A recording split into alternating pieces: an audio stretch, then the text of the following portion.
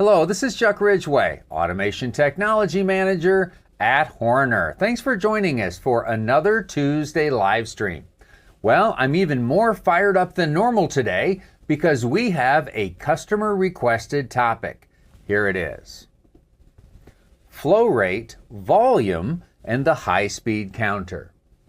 Now you might be surprised to learn that about 25% or so of the hundreds of videos that we've done here in this channel were by customer request.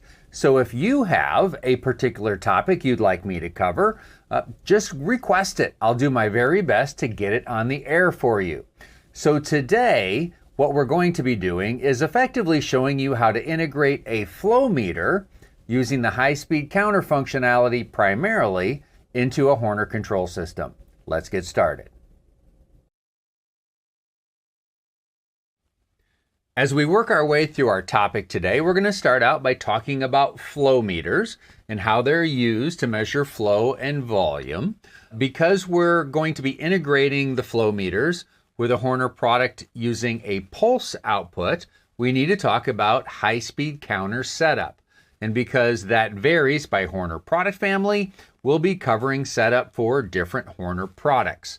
And then we're going to be talking about the arithmetic you need to use for the final total volume and flow rate calculations, and there will be plenty of demonstrations.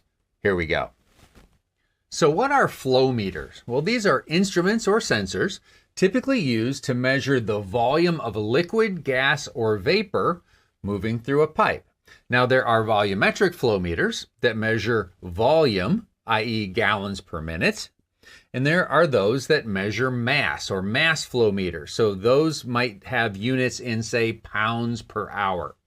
Now, a flow meter can be used for measuring not only the rate of flow, but also the total flow or the total volume of, let's say, liquid moving through the pipe. So in the USA, we're on the imperial system. So here, for flow, you might see gallons per minute, gallons per hour, millions of gallons per day. And then for volume, total volume, for instance, you might see gallons or kilogallons. How do flow meters work? Well, there's a lot of different technologies that are available and in use depending on the application. Let's just hit some highlights here. A real common one is a mechanical flow meter, and very often the mechanical flow meter uses a paddle internally in its construction, and that paddle will spin as the liquid runs over it, and the rate it spins at is proportional to the flow of liquid that's moving through the pipe. Now, every revolution of that paddle, generally, you're talking about a pulse being generated, and that pulse is then counted for total volume. Now, there's also magnetic flow meters that utilize electric fields, okay, where the liquid, which I believe has to be conductive, as it moves through the flow meter, it's going to generate a voltage, and that voltage is to measure flow.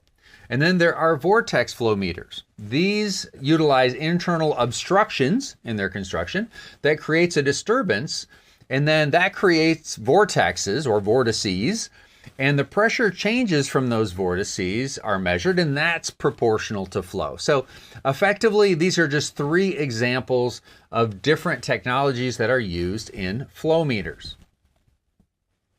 So which flow meter should you select for a given application?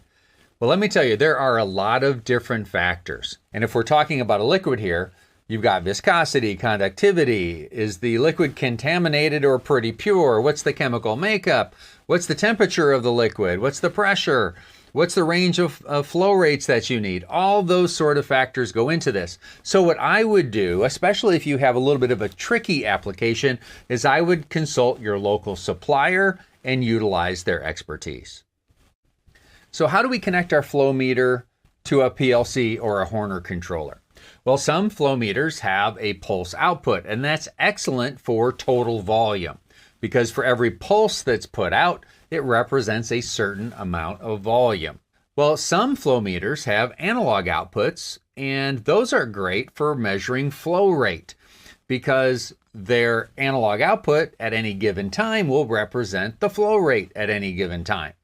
But the best case scenario is that we have a sensor that has both a pulse output that's ideal for total volume, and an analog output that's ideal for flow rate.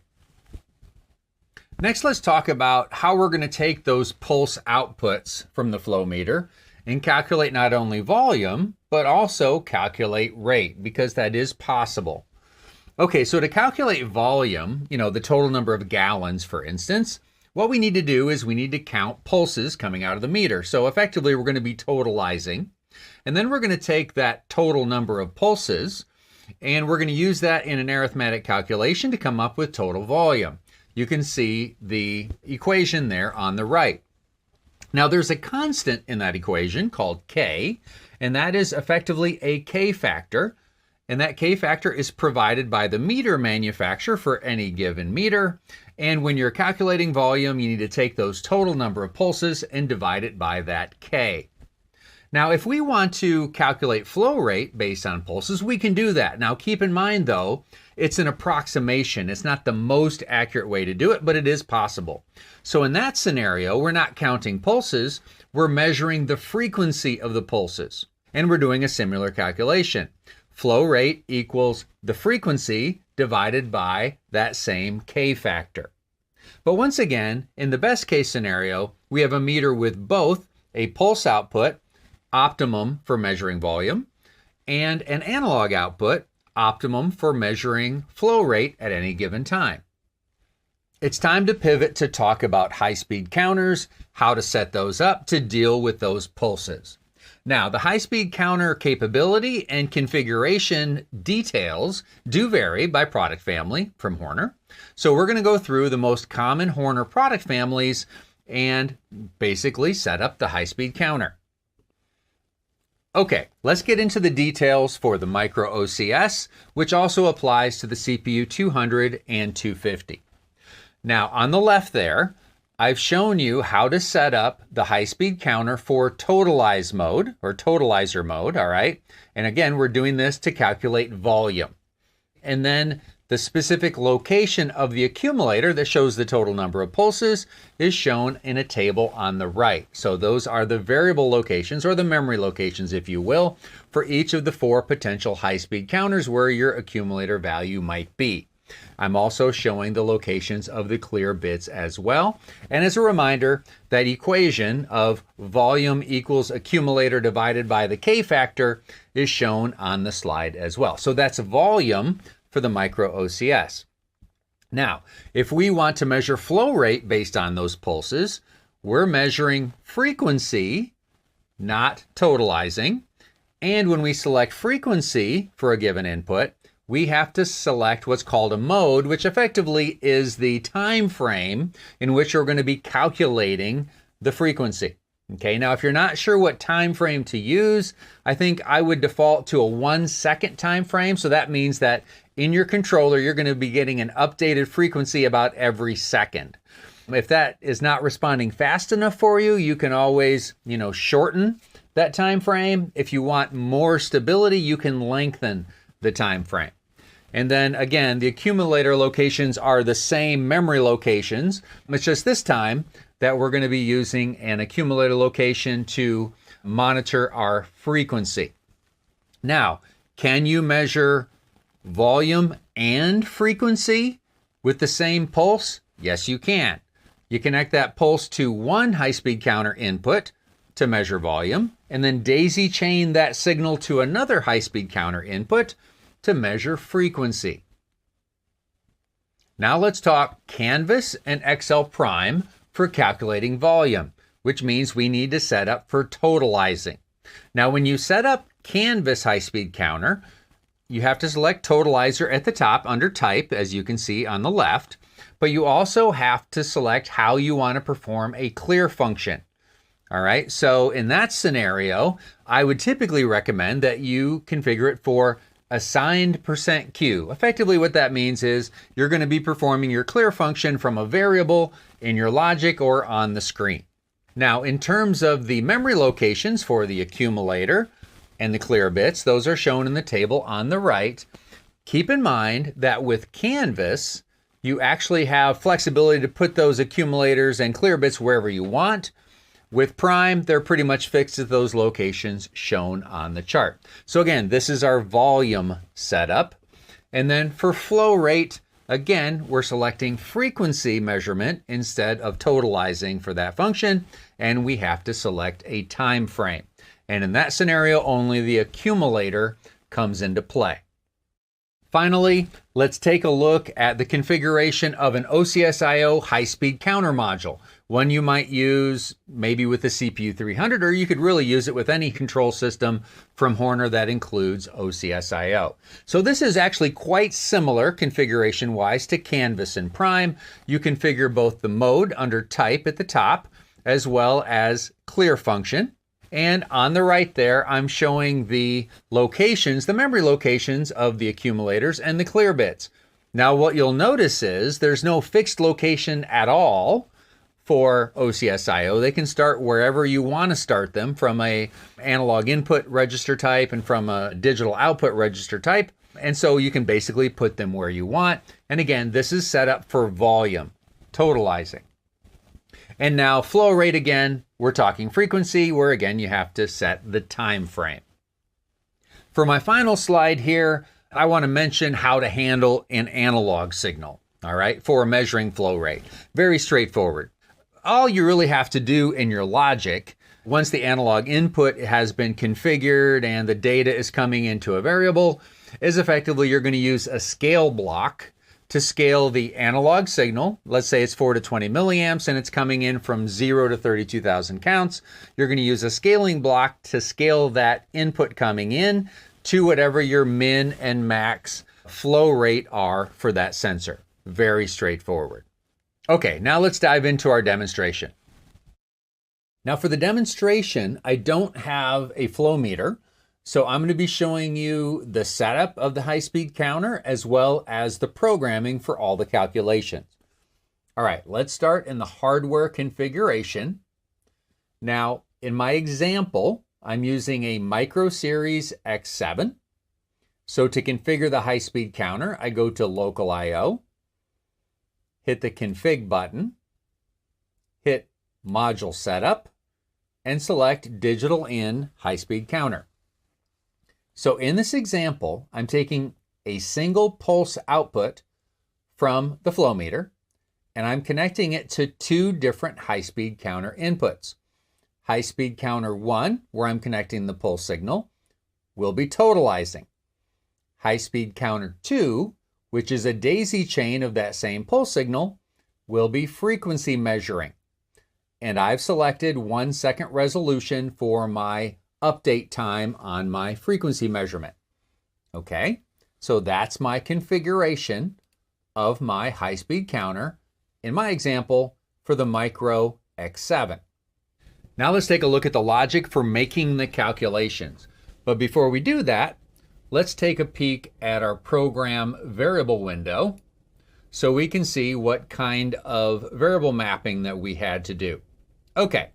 So let's start with high-speed counter number 1, which is totalizing.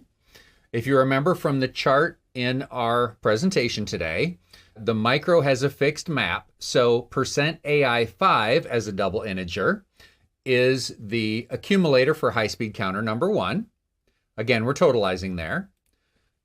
%AI7 is the accumulator for the high-speed counter number 2, and we're doing frequency measurement there. And then even though it's not high-speed counter related, I also mapped in, say, an analog signal from the same flow meter to the first 4 to 20 milliamp analog input, which is mapped as %AI1. Okay, so that's the variable mapping that I did for the real world I/O. Now let's go take a look at that logic. Okay.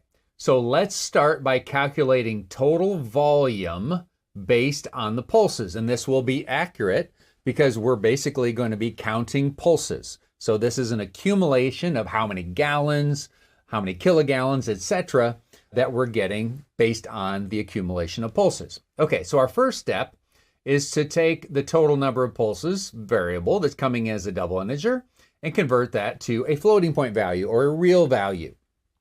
Next, for another real value, we're going to copy over whatever the K factor is for our particular meter. Okay, in my case, the meter I'm using has a K factor of 55.1.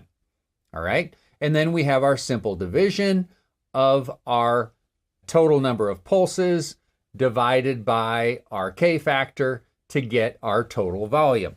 So that is total volume based on pulses. Next, we're going to do an approximation of the flow rate based on pulses. So in this case, we're taking the frequency from the second accumulator, all right, moving that over to a real variable. Again, we have our K factor. Probably didn't need to copy it twice, to be honest, but it doesn't hurt anything, I suppose, except adding a minuscule amount of evaluation time to the program. And then we're doing our flow rate calculation here, all right, with that simple division. All right, and again, this is an approximation.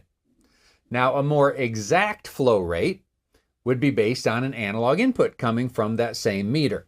So here, I'm taking the raw number of counts coming in from that analog input, converting that to a real value, and then that's the input side of this scale block, all right, which is scaling 0 to 32,000 on the input side to whatever the min and max flow rate are for my specific meter. In my case, 2.5 gallons per minute and 79 gallons per minute are my min and max. Okay, so that's really all there is to it from the standpoint of the hardware configuration to the program variable mapping through the logic execution.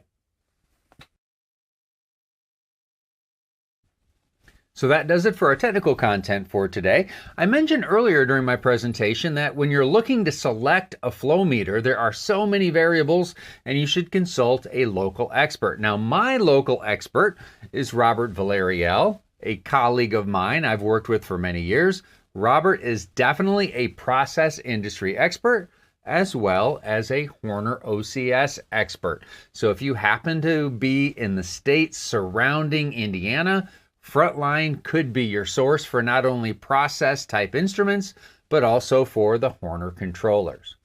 We've got a couple of OCS training courses coming up in the fourth quarter, a basic course in October, an advanced course in November.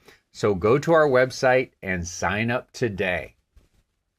There are 2 different trade shows in September. We'd love to see you at one of them. We have IMTS in mid-September in Chicago and the WEFTEC Water Industry Show at the end of the month in New Orleans. We'd love to talk to you about your application and show off and preview a bunch of Horner products. If you'd like to interact with Horner online, there are plenty of ways you can do that. One way you can do that is on our website at hornerautomation.com. Another way is on the Horner APG YouTube channel, where we have hundreds of videos, including this one, and we're very active on LinkedIn. Now, next week, we have a really important video for you. Are Horner controllers secure? There have been lots of news recently about breaches, security breaches into water treatment plants. Now, those weren't controlled by Horner products, but they were recent and they're in the news. So many folks are wondering, and they should be, are the controllers that they're using secure? And what should they be doing to secure those controllers as system integrators or machine builders? So we're going to be covering this topic with our engineering manager, Ken Janata, and it's an important topic, and I would encourage all of you who've used Horner controllers in the past and are looking to use them in the future, you should absolutely check out this video. If you haven't subscribed to our channel yet, don't hesitate to do so. It doesn't cost anything, and if you choose notifications when you subscribe, you'll be notified every time we go live or every time we post a new video. All right. So until next week, let's all get out there and do some good.